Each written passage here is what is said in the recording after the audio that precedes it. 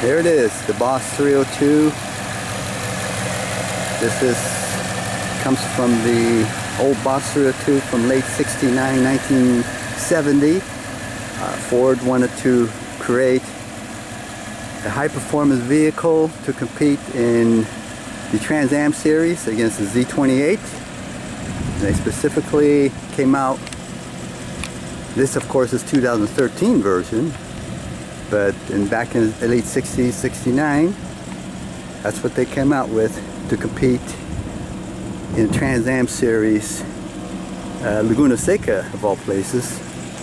And Ford came out with a high performance version, the Boss 302. This is just a copy, 2013 version, trying to copy the same years, 2 year. They came out for 2013, 2012 for 2 years.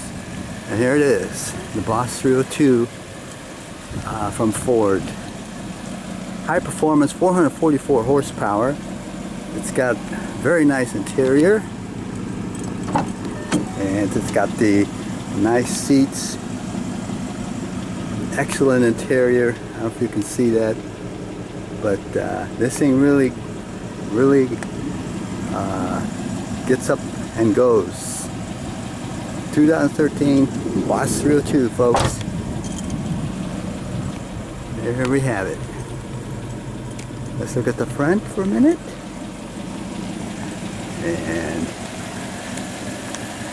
I need to close the hood for a minute. Hang on. 2013 Boss 302. 444 horsepower. Really a good go-getter. Again, this was designed by Ford in the late 60s and early 70s to compete against the Camaro Z-28 Laguna Seca at the TransAm series. I believe their cubic inch limitation was 305, I believe.